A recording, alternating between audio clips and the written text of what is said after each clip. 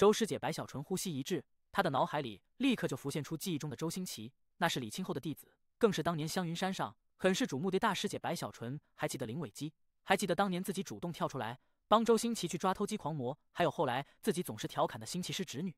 这一切如今已成为了回忆。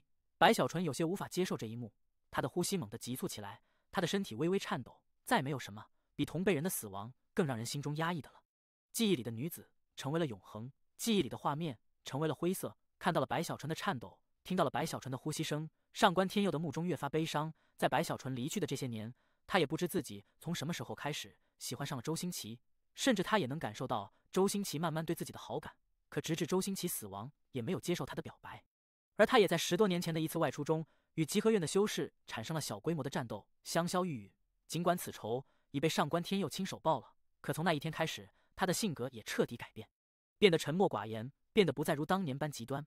他更努力的修炼，一步步成为了这一代里逆河宗内被公认的最强弟子。只是他的心中永远都藏着周星驰的身影，那手指的蓝色彩带正是周星驰的遗物，被他永恒的留在了身边。白小纯沉默怔怔地看着周星驰的坟墓，慢慢的向着悬崖底的坟包躬身一拜。上官天佑闭上了眼，睁开时他轻声开口：白小纯，谢谢你。说完，上官天佑转身向着远处走去，他的背影在白小纯的目中很是萧瑟。许久，白小纯都没有从这情绪里恢复过来。他低落中深深地看了一眼周星驰的坟墓，脑海里始终挥散不掉当年的身影。他也忽然明白，李清后的那些白发或许也有因周星驰这个他满意的弟子陨落有不少的关联。为什么修行一定要打打杀杀？白小纯轻声喃喃说着，这他当年刚刚踏入修真界时经常说出的话语。可眼下经历了这么多事情，他好似有了答案，可仔细一想，依旧是没有答案。沉默中，白小纯离开了。他发现这么多年没回来，对于很多事情都不知晓。而在宗门大圣的背后，实际上也藏着太多的泪水。他的神识散开，他想要去仔仔细细的看一看自己的家。几乎在神识散开的一瞬，他看到了北韩烈在宗门的后山，那里有一片惊人的墓地，里面葬着这些年所有战死的阴魂。此刻的北韩烈就坐在一处墓碑前，那墓碑很新，是他刚刚亲手埋葬后亲自竖的碑，上面没有名字，只有一幅被北韩烈刻下的图画。那图画里是一条狗，一条大黑狗。北韩烈的手中拿着一壶酒，岁月的流逝在他身上格外的明显。他的两鬓已白，整个人沧桑中也有了一些醉意，不断的喝着酒，不断的看着墓碑，神色复杂中也有追忆，也有苦涩，也有感慨。大黑狗是为了救他而死。白小纯心情复杂，他发现自己还有太多的事情不知晓。大黑狗的死亡让他心中也苦涩的同时，他没有去打扰北韩烈，而是神识在那一处处墓碑上扫过，看着那上面一个个有的熟悉有的陌生的名字，白小纯的身体越发的颤抖，嘴唇哆嗦着。也正是在这个时候，公孙婉的哥哥公孙云找到了白小纯。他也苍老了很多，修为虽已结丹，可却是结丹初期，与他当年在灵溪宗北岸的天骄身份比较，他算是进展最慢的一个了。无论是北韩烈又或者是鬼牙，都将他远远拉下，可他没有低落，甚至很多时候心中都有属于他的骄傲。他骄傲的是自己的妹妹，虽然这个妹妹自从陨剑深渊后就变得有些冷漠，可他始终觉得那毕竟是自己的亲妹妹。而他哪怕不如其他人，可他的妹妹公孙婉那是被星空道极宗都钦定选走的绝世娇女。只是这一切随着当年众人被传送到了蛮荒，他对于妹妹是死是活的担心对他的打击极大，他心中的焦急更是强烈无比。白白老祖您回来了，宋缺也回来了，神算子也回来了，我妹妹呢？公孙云身体颤抖，有些紧张，可却不敢言辞冲撞，一拜后低声问道。白小纯沉默复杂地看着眼前的公孙云，他迟疑了一下后没有告诉对方那残酷的真相，而是轻声开口：婉儿当年战死在了长城上，他是为了救人而战死。公孙云僵了下，木然站了良久，眼泪还是忍不住流了下来。实际上他早就有了这个预感，此刻闭上了眼，泪水中向着白小纯一拜，默默离去。第878集永恒。看着公孙云透着哀伤的背影，白小纯最终还是没有将事情的真相告诉他，实在是他无法开口，他很难去说出公孙婉实际上在陨剑深渊时就已经死亡了。而此后公孙云看到的妹妹，则是那诡异的小女孩套着公孙婉的身躯出现。这真相太残酷，白小纯不忍去让公孙云这里承受如此打击，与其这样，不如给他一个果断的答案。在这个答案里，公孙婉被白小纯的一句话塑造成了一个为了救人而牺牲的英雌。尽管这话语里漏洞百出，而公孙云似也有所察觉，可他没有追问，也不想去追问了。白小纯之前的欲言又止，本身就已经说明了问题。妹妹，之前宗门内的你真的是你们公孙云的心中始终藏着这句话，甚至很多次他都刻意的不去想真相是什么，直至公孙云远去。白小纯的心情很沉重，他不喜欢这样的情绪，他向往快乐，向往美好。可随着成长，随着一路走来，这样的情绪还是一次又一次的浮现在他的心神中。之前的那些次都是在各种原因下被他慢慢的埋在了心底，可如今的这一次，那片墓地在他的脑海里不断的浮现，周星齐的身影，还有那一个个熟悉的面孔，在他的记忆中怎么也都无法挥散。一股悲伤之意在他心中渐渐扩散时，灵犀一脉的老祖，如今的逆河宗内，甚至比血溪老祖更有希望踏入天人的他，默默地从远处向着白小纯走来。他察觉到了白小纯那神识波动中透露着的悲伤。对于白小纯，他很了解，虽不如李清后，可毕竟也算是看着白小纯一步步在宗门内成长。渐渐的，他来到了白小纯身边，没有去打扰陷入低沉中的白小纯，而是陪着他一起站在那里，遥望逆河宗墓地所在的方向。许久，灵犀老祖沙哑的开口，其声音带着苍老，回荡在白小纯耳边：“小纯，你看这四周，看看我们的宗门，你能看出有什么不同吗？”灵犀老祖的到来，白小纯早就知晓，只是他情绪低落，此刻闻言，抬头看向四周，整个山门依旧是有阵阵杂音回荡，各种各样的修复工作也在如火如荼的进行之中。不说整个宗门时刻都在变化，可若仔细去看，也能察觉到山门的一切都在慢慢的恢复中，怕是用不了多久，在如此多的人齐心合力下，整个逆河宗将重新焕发生机。而那些被俘虏的三宗弟子，也将会成为逆河宗的一笔重要的筹码，不管是融合进入宗门，又或者是与三宗进行交换，都可让逆河宗自身壮大数倍之多。你知道为什么所有的弟子都如此的努力，如此的执着吗？因为这里不仅仅是他们的宗门，更是他们的家。灵犀宗也好，逆河宗也罢，始终秉承的都是弟子的造化属于自身，而宗门的包容则是万象一般。只要让所有的门人都对宗门有足够的信任与认同，那么才会把宗门看成是自己的家。而实际上，宗门本就是我们所有人的家。灵犀老祖轻声开口，他已经很老很老了，存在了太久的岁月，若非是依靠秘法，怕是早就已经陨落。就算有秘法在，或许是这些年的逆河宗风雨飘摇，使得他脸上皱纹更多，看起来苍老无比。这一切，白小纯在看到后，在听到后，低落的情绪略好了一些，只是他有心结，渐渐收回目光，看向灵犀老祖。老祖，我们修士修行，难道不是为了长生吗？为什么要打打杀杀？人活着才有希望，一旦死了，又有什么意义？这个心结，多少年来始终都埋在白小纯的内心深处。此刻，他在这低沉中终于问了出来。这个问题很深，就算是灵犀老祖也都沉默下来，无法第一时间就给白小纯答案。他站在那里沉默了很久，神色更为沧桑，看向白小纯时，目中柔和，带着一丝心疼。他心疼这个灵犀一脉最优秀的弟子，因为他知道白小纯从进入山门的第一天就有着要长生的梦想。他更心疼这个有着长生梦想又很是怕死的弟子，在这一步步走来后，在经历了这残酷的修真界后，依旧还能有如此执着，有如此赤子之心。他明白，这太难太难了。小纯灵犀老祖轻声开口：“人活着的确是有希望，可死去后却未尝没有理想。其他人老夫不敢去说什么，可这片墓地内所有战死的弟子，他们都是为了心中的道而死。”什么是道？白小纯有些懵懂。这个问题当年他在星空道集宗的彩虹上也遇到过，可却始终没有什么答案，只是依稀觉得自己的道就是想要长生。道这个词太过深邃，没有人能将其讲述的明白。老夫也只是活得太久，慢慢有了自己的体会。道就是执念，那些战死的英烈，他们难道不害怕死亡吗？他们的执念就不是长生吗？可宗门是他们的家，为了保护自己的家人，为了守护自己的家园，他们愿意去牺牲，愿意将自己的执念放在心底，哪怕有遗憾，可依旧选择了誓死守护。别说是他们，哪怕是老夫，这一次也都做好了准备，所有人都能离开，可我不能走。宗门灭的那一刻，就是老夫陨落之时。比如你小纯，当年洛尘山脉的一战，你为什么选择回头去救人？你不知道一旦回头，极有可能会死亡吗？还有这一次，如果来敌不是3位天人，而是3位半神，你是依旧会回来，还是不敢靠近，看着我们死亡，独自逃走？这番话语让白小纯内心猛地一震，神情变幻。这个问题他之前没有想过，也没有答案。实在是知道宗门危机的那一刻，他脑海根本就是空白的，他无法去眼睁睁看着宗门陷入灭绝的地步，而自己却不敢上前。白小纯心神在这一刻更是起伏不已，他隐隐明白了，自己的执念虽是长生，可自己生活在这天地间，有太多的牵挂，有太多的无法割舍。哪怕他不想打打杀杀，可却无力去撼动这世界的法则。在自己的亲人、自己的宗门、自己的家园面临危险时，他就算有再强烈的执念，也都必须要做出选择，做出取舍。而这个取舍是他愿意的。至于生死灵犀老祖的声音蕴含了岁月，似乎以他的寿元来说起生死，透出某种真意。有时候你活着，可在别人的眼中你已经死了；而有时候你死了，可在别人的心中你依旧还活着。周星齐一遇，可在上官天佑的心中他永远都在；大黑狗虽亡，可在北韩烈的心中永恒都存。你看那些墓碑上的名字，小纯他们已战死，可逆河宗内从上到下，谁能忘记他们？谁敢忘记他们？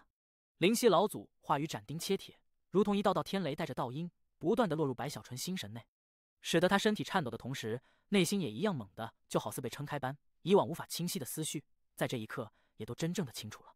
他的面色变得凛然，他的目中露出明悟。这些话语对他的意义太大，让他明白了生死，明白了选择取舍，明白了执念。心中的悲伤虽依旧存在，可却沉淀下去，被一股浓浓的敬意所取代。这敬意越来越强烈，直至充斥白小纯全部身心后，他抬起头，向着那片墓地所在的方向抱拳深深一拜，久久不起。老祖，我懂了。白小纯喃喃低语，这一拜是拜所有战死之人，是拜他们的牺牲，是拜他们的无畏，更是拜他们的阴魂。宗门在，哪怕千年万年，这些战死之人依旧都会活在后续弟子的心中，永恒长存。他们死在了天地，却活在了岁月中。第879集，雀儿也在啊！眼看解开了白小纯的心结，灵犀老祖脸上露出笑容。对于白小纯，他很在意，并不仅仅因为白小纯这一次战败了3大天人。白小纯对于逆河宗来说，仿佛灵魂，哪怕如今的逆河宗灵犀与血犀等脉已相互彻底融合，可就算是这样，白小纯依旧是无可替代。最重要的是，白小纯这里本就是灵犀一脉跟郑苗红的嫡系弟子。小纯，你失踪在蛮荒多年，这一次恰好在如此时机回来，莫非是你也听说了天尊要选择弟子的事情？灵犀老祖忽然想到了什么，向着白小纯问道：“天尊选弟子？”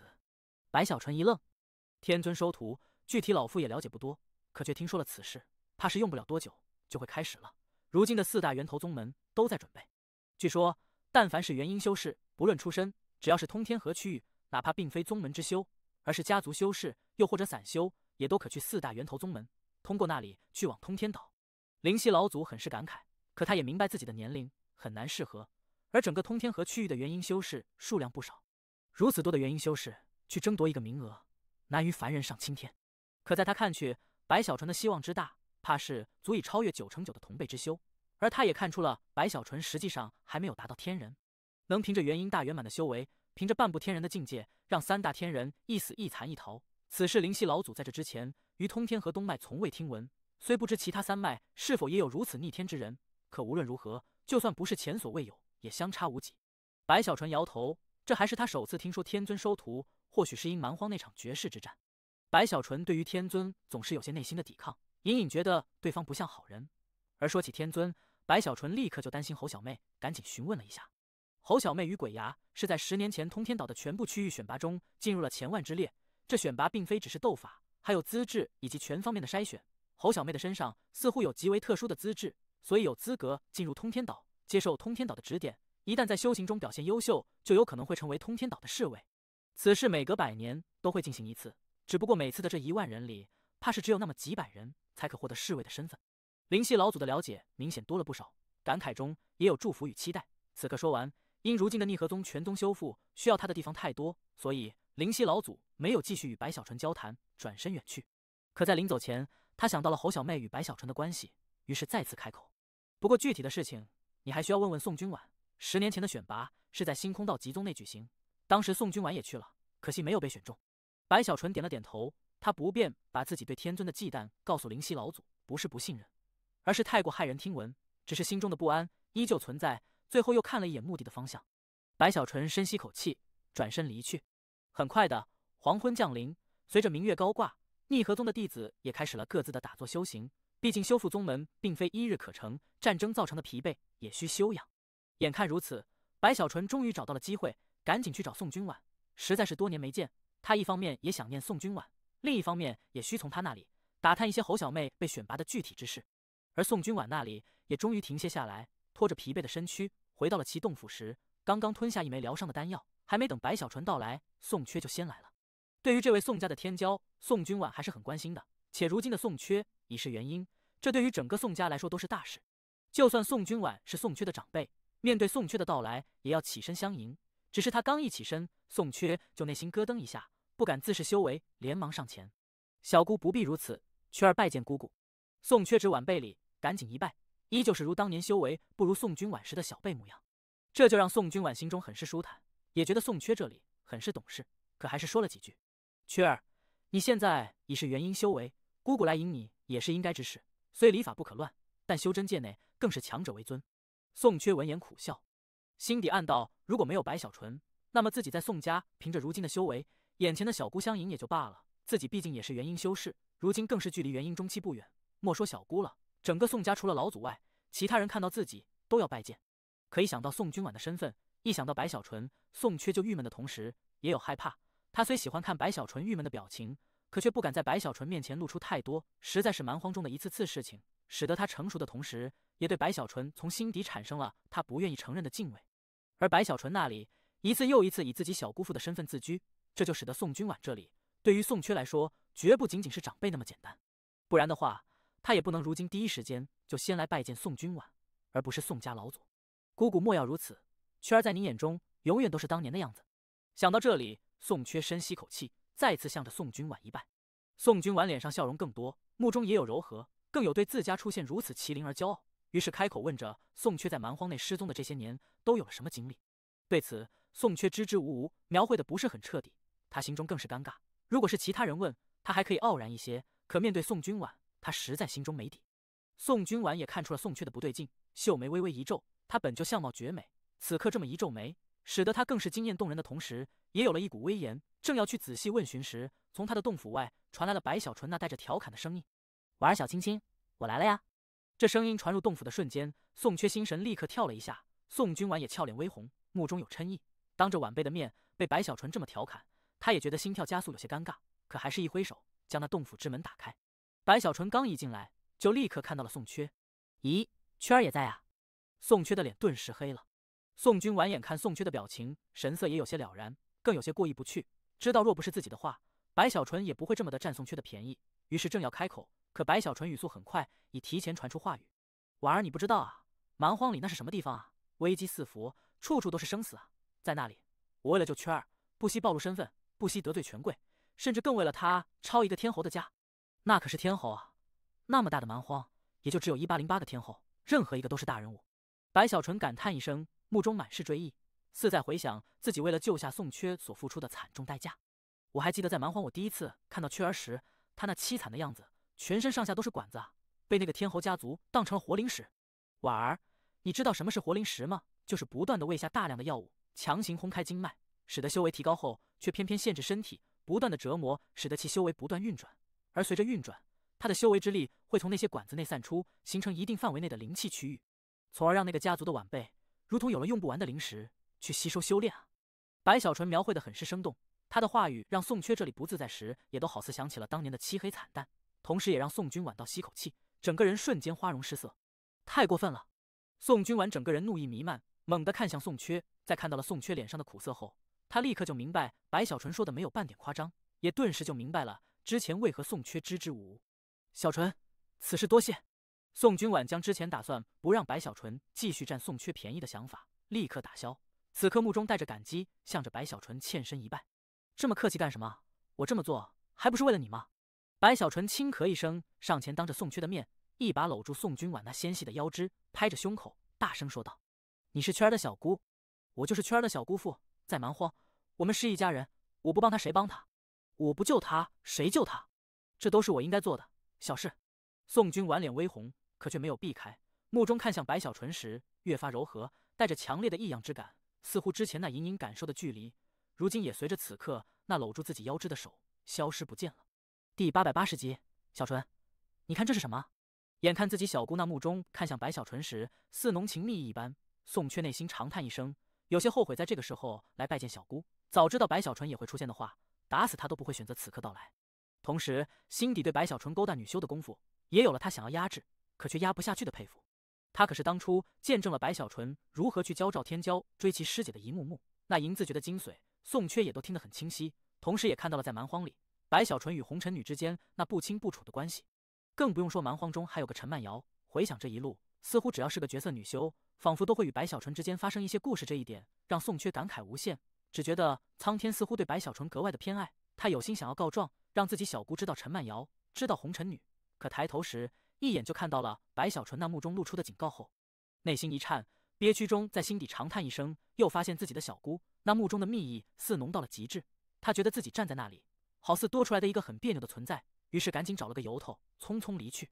直至离开了宋君婉的洞府，他才觉得舒服了不少。摇头时，看到前方有血溪一脉的弟子，他立刻就抬起头，一股身为元婴强者、身为天骄的傲然在身上浮现。接受了一路上众弟子的拜见后，这才重新找回了一些信心。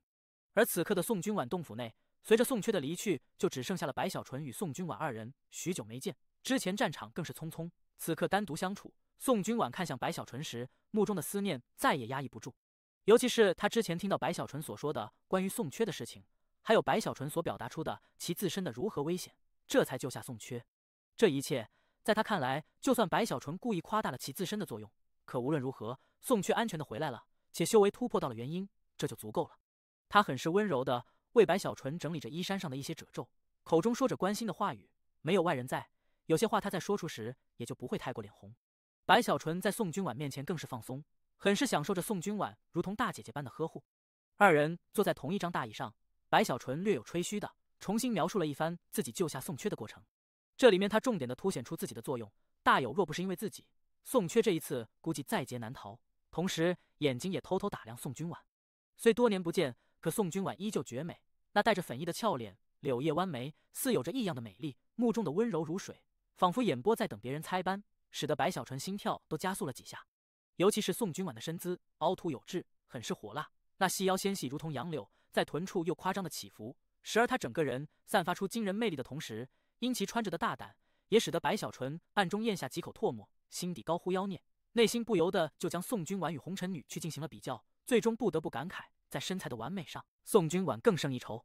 他也发现自己好似有些不对劲，琢磨着，似乎自从在蛮荒的丛林里被红尘女故意推倒后，自己似乎开了窍，似看到了白小纯那偷偷打量自己的目光。宋君婉的心跳也加速了一些，可表面上依旧巧笑嫣然，美目盼兮，装作不知道般，甚至还刻意的让自己的身姿看起来更动人一些。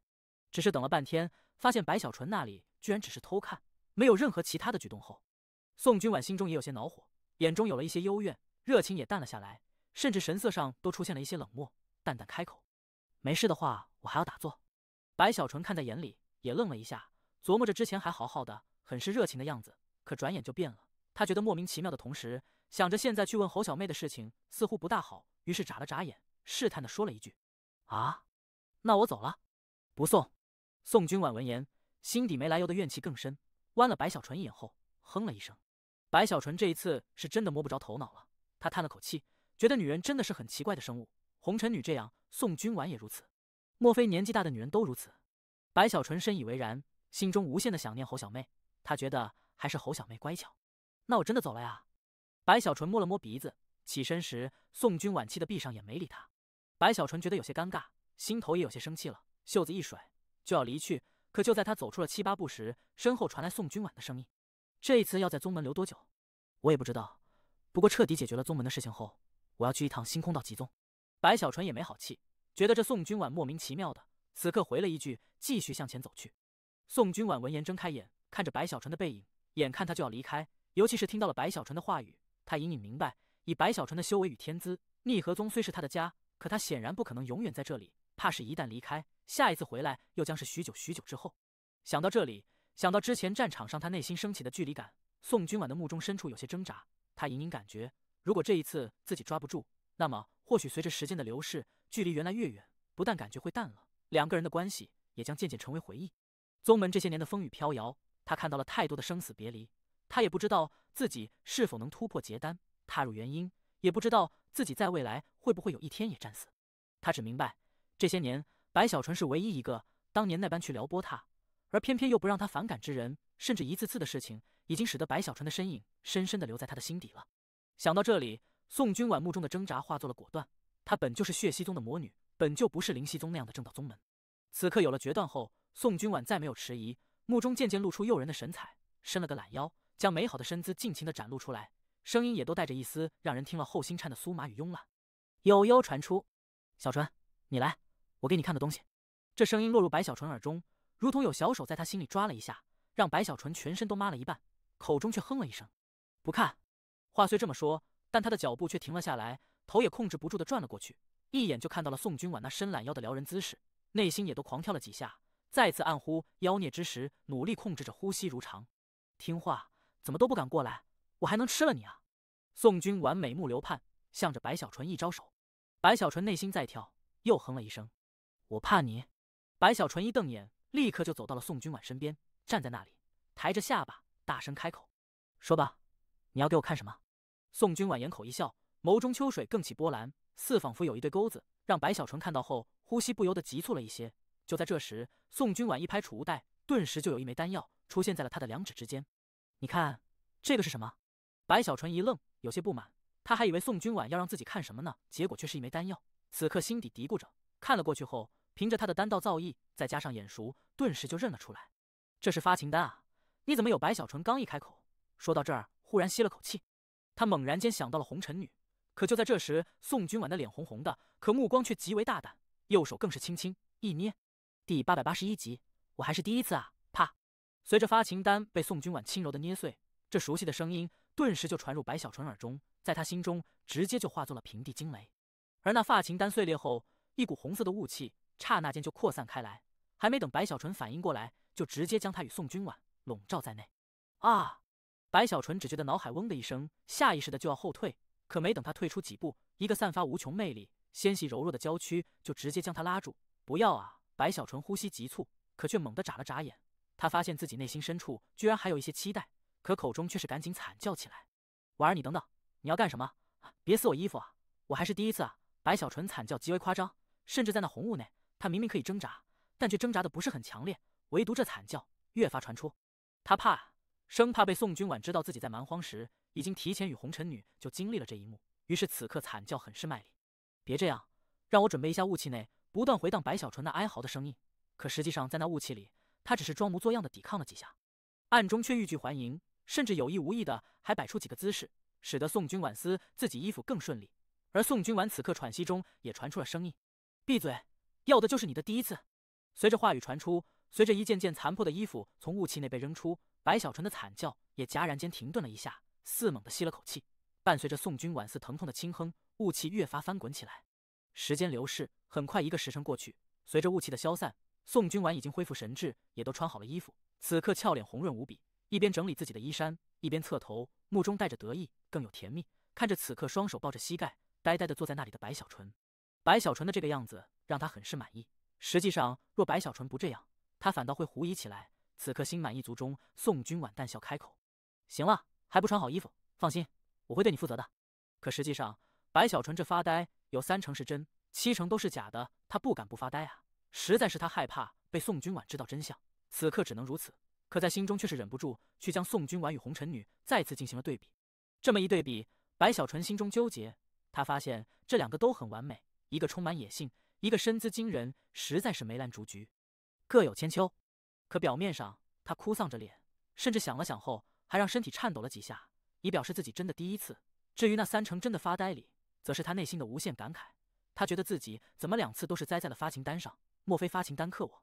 第1次这样，第2次也这样，难道还有第3次、第4次、第5次？白小纯无奈的同时，心中却控制不住的升起了一丝期待。眼看白小纯那4倍蹂躏的小模样，宋君婉心中更得意了。他从储物袋内亲自拿出了一件衣服，递给了白小纯后，眼看白小纯还在发呆，于是口中安慰了几句，居然给白小纯穿了起来。就这样磨磨蹭蹭中，白小纯呆滞着脸，任由宋君婉给自己穿好了衣服，只是暗中心里也有得意，觉得自己之前的演技实在是太完美了。可还是难免升起感慨，琢磨着这一定是自己太诱人了，不然的话，为何红尘女要故意的用发情丹来迷惑自己？而宋君婉也是如此，不怪他们，只怪我太优秀了。白小纯想到这里，也只能默认了自己的优秀，无奈的叹了口气。他越是这样，宋君婉就越是得意，拍着白小纯的肩膀，又安慰了几句后，白小纯趁机赶紧问出侯小妹的事情。如果换了之前，白小纯这么问，宋君婉就算会回答，心中也都多少有些不舒服。可眼下他心满意足，没有任何情绪的抵触，将自己所知道的都告诉了白小纯。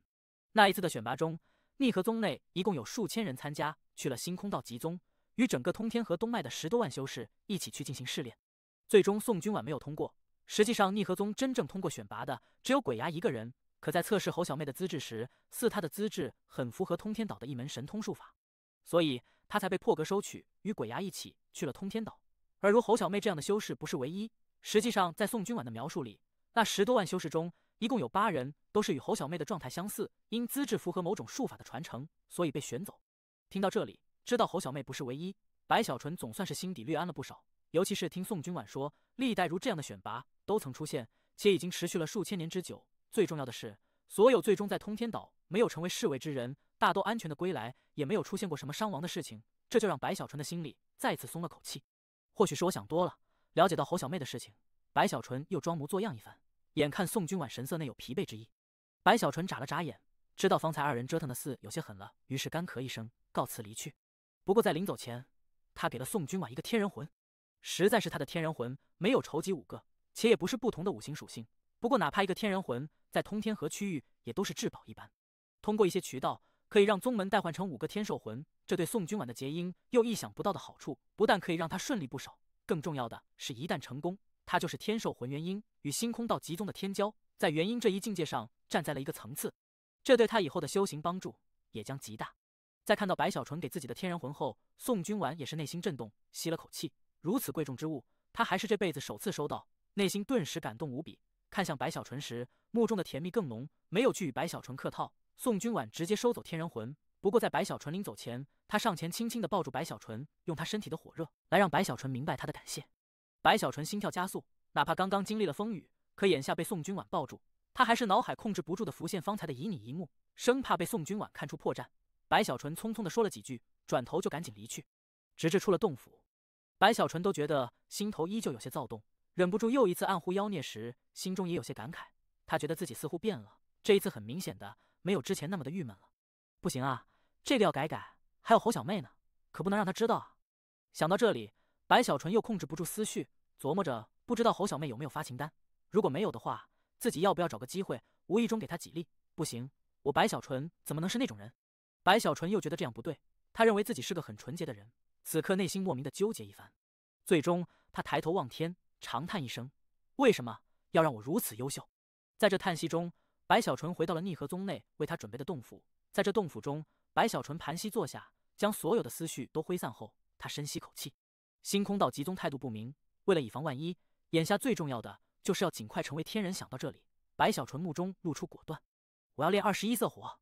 第882集天人震怒。在将那3大天人打成一死一残一逃后，白小纯就已经意识到逆河宗的事情还没有结束，哪怕他暂时化解了危机，可实际上真正的源头是星空道极宗。若没有星空道极宗的默许，中游3大宗门又岂敢无故的来灭逆河宗？而其他人或许对星空道极宗不是很了解，可白小纯在星空道极宗的那些日子，对于星空道极宗的内部已有认知。如星空道极宗的5位天人老祖，这5人中除了铁血堂的天人外，其他4位分别都是星空道极这4脉的最强者。如空域的那位童子一样，其他3脉也都这般，有各自的天人老祖坐镇，旗下千丝万缕，甚至还有家族利益在内。而各域下的中游宗门，实际上就是他们势力的延续。而逆河宗这里，自从踏入中游后，对那位空域童子的供奉就始终没少，甚至比当年的空河院还要多。所以，与其说这是一次3宗对逆河宗的进犯之战，不如说这是星空道极宗几位天人的一次博弈。很明显，空域的那位童子老祖在这场博弈中明显属于弱势，他无法与其他3位天人对抗。如此一来，就使得逆河宗这里如被放弃了一般，出现了之前3宗联手灭门之势。而眼下白小纯的出现，看似打残的是3大宗的联手，可实际上则是如一巴掌拍在了星空道极宗那3位天人的脸上。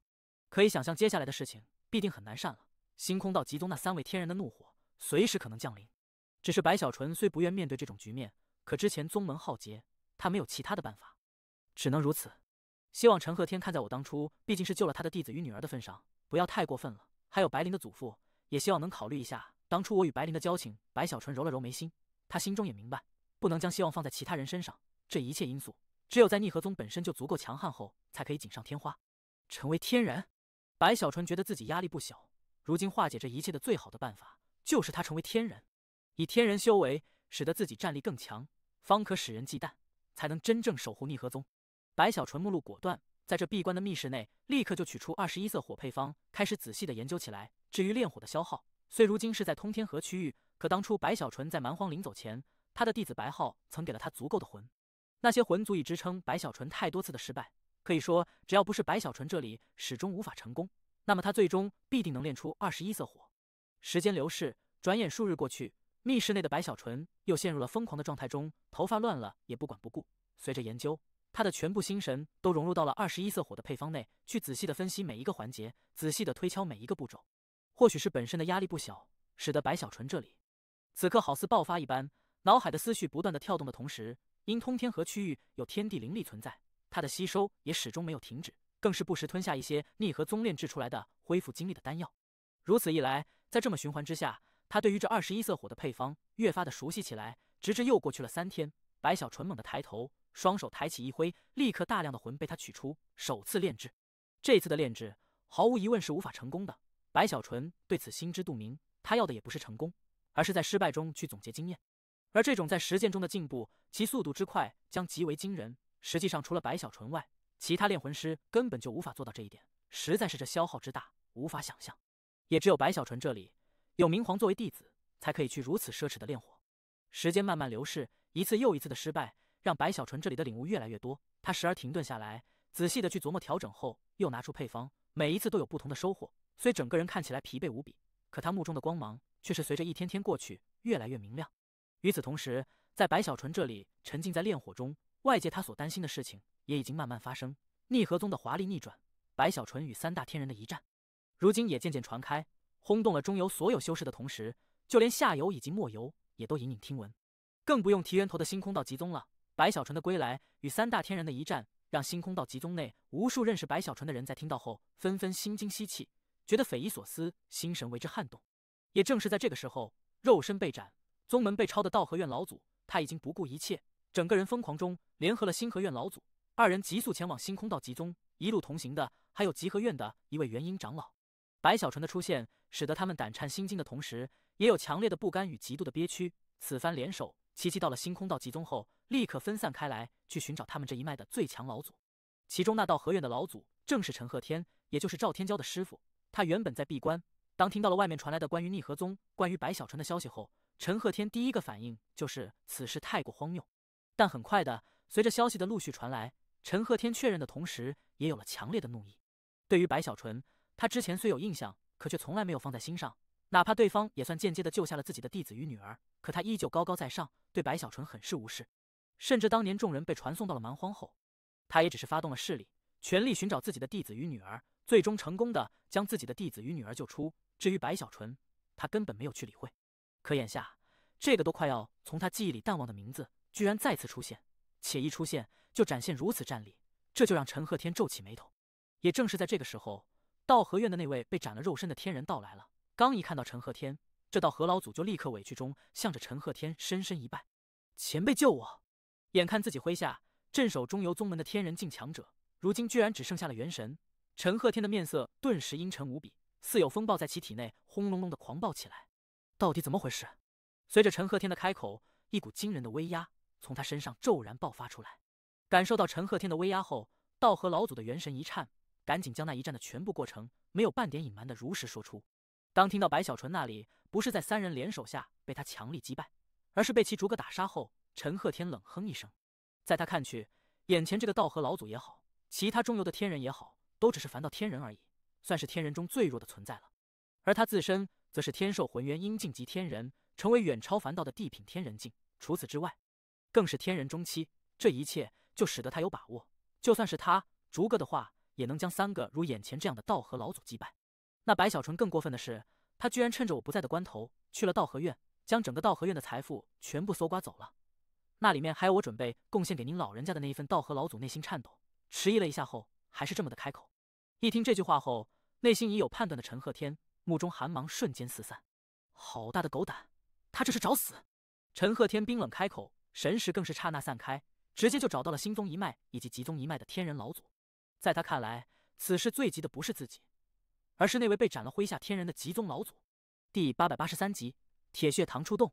极宗老祖正是白灵的祖父。白灵的祖父名为白震天，一身修为惊天动地，很是强悍的同时，其脾气也是极大。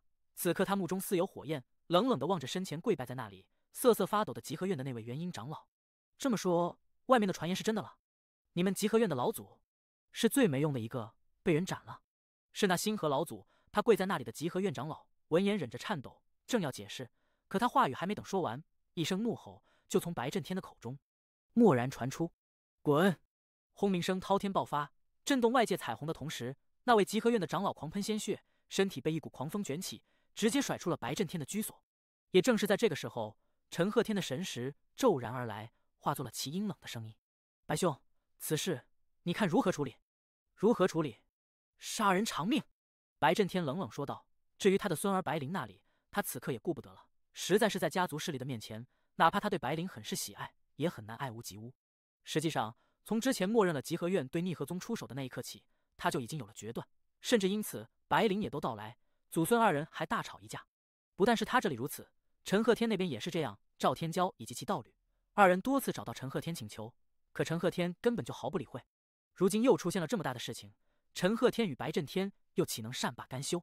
算上老夫一个。就在陈鹤天与白震天二人有了共识后，一个苍老的声音倏然间在二人神识内回荡开来。说话之人正是星宗老祖，也正是当年天空会背后的靠山家族，那位得罪了白小纯的天骄李元胜的祖父李显道。这一次白小纯动了三宗，就等于是动了他们的利益，哪怕星河院损失最小，可李显道也无法坐视不理。毕竟这一次三宗出手，他也是默认了的。同样的，三人通过此事的联手去压制空域那位童子，也已成格局，又岂能让一个白小纯来破开这局面？好，既李兄也认可此事，那么事不宜迟，毕竟空宗的李元道友那里这些年被我等压制的很了，如今怕是心思又活了一些。陈鹤天淡淡开口，目中寒芒一闪。星空道极宗五大天人内有2位都姓李，只不过却非一家。李显道与白震天闻言立刻点头，三人简单沟通后，顿时从这星空道极宗的彩虹上立刻就有3道撼动苍穹的天人波动轰隆隆的爆发出来。随着爆发，李显道、白震天、陈鹤天三人身影如长虹，全都冲出，刹那远去。在他们身后，则是道和院以及星河院的老祖，一共5大天人，3前2后，划破长空。目标正是逆河宗，要去惩治白小纯。这5大天人引发的波动太大，立刻就轰动了整个星空道极宗，使得无数弟子心神摇曳，更有骇然惊呼，不知出了什么大事，居然引得天人如此，怎么回事？我看到了陈老祖、白老祖还有李老祖另外2个，好像是中游宗门的天人。就在这些弟子议论纷纷时，赵天骄的身影骤然间就出现在了天空上，他焦急地看向已经远去的师尊，面色不断变化。他如今也听说了白小纯回来的事情，听到了关于逆河宗内其逆转局面的一幕幕。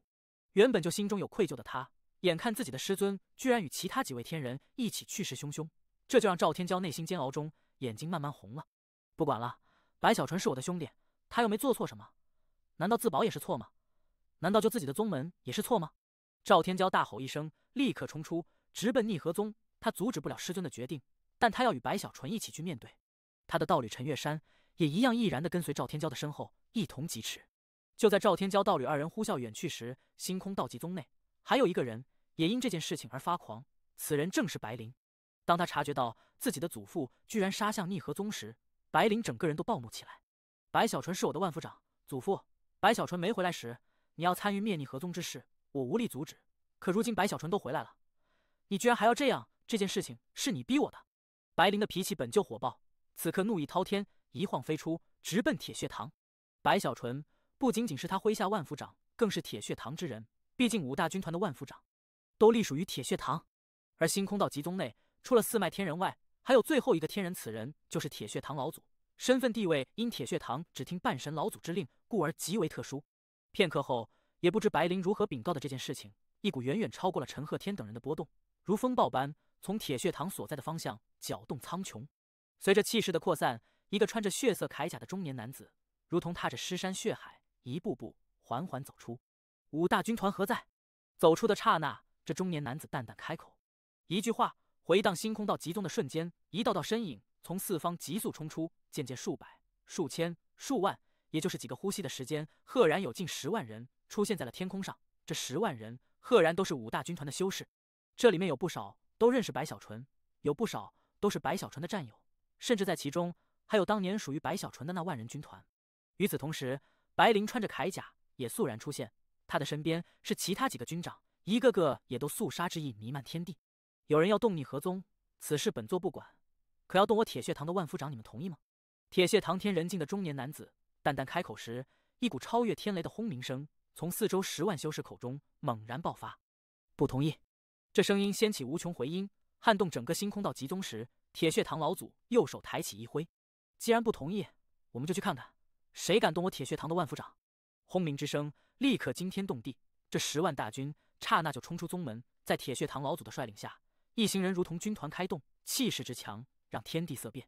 这一幕彻彻底底的让星空道集宗轰动了，每个人都差不多被震得目瞪口呆，纷纷有种强烈的感觉，要出大事了。逆河宗，白小纯，我想起来了，白小纯曾经是长城的万夫长，这是天人之间的战争吗？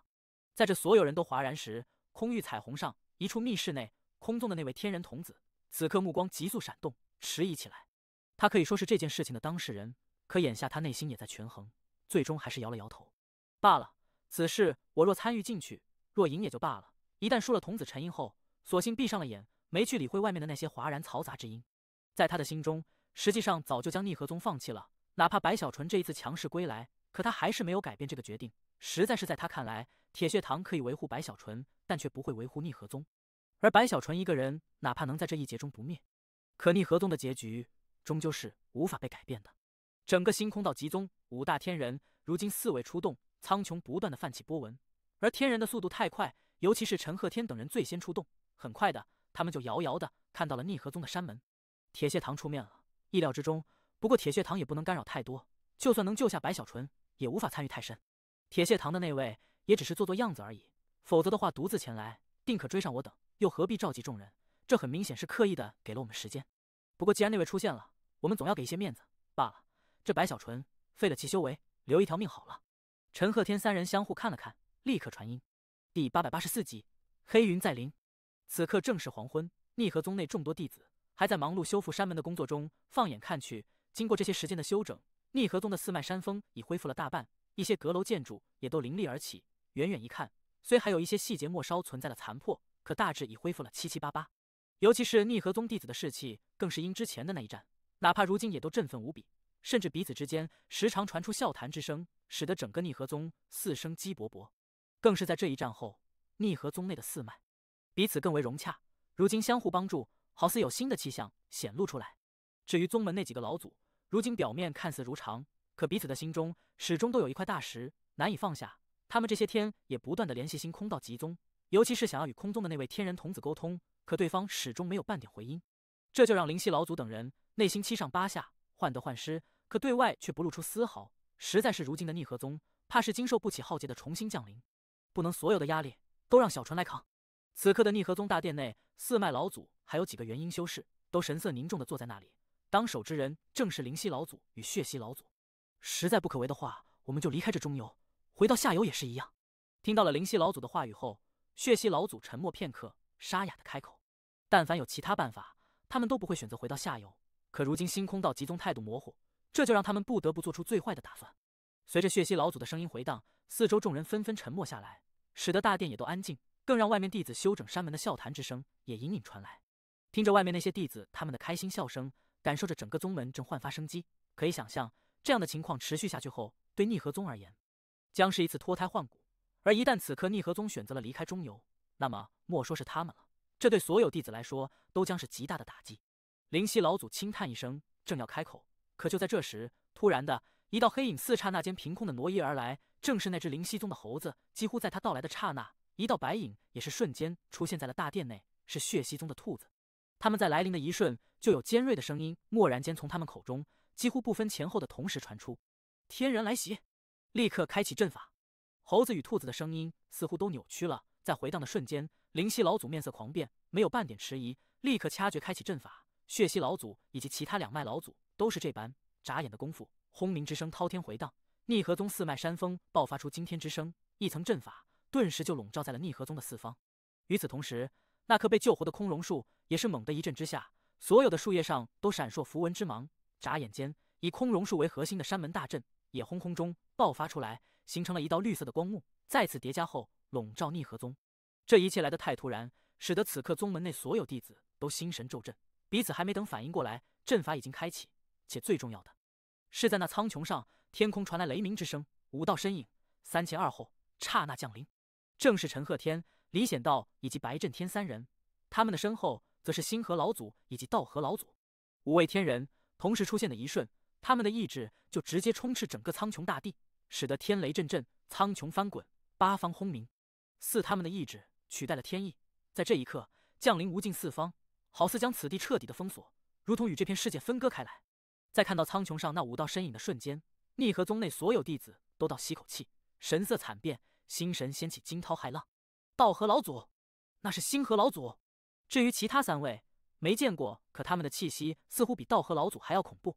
上官天佑呼吸猛地一滞，北韩烈身体颤抖，哪怕是宋缺，此刻也都心神紧张起来，更不用说宋君婉等人，一样如此。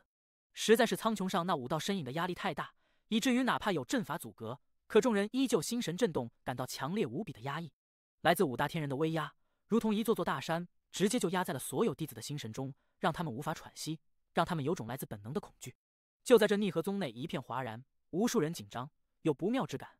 4号劫要重新降临时，灵犀老祖以及血犀老祖作为如今的逆河宗内除了白小纯外修为最高，已经到了半步天人的他们，此刻猛地一晃飞出，直接就到了阵法内部的边缘，神色肃然无比，看着苍穹上那5位天人。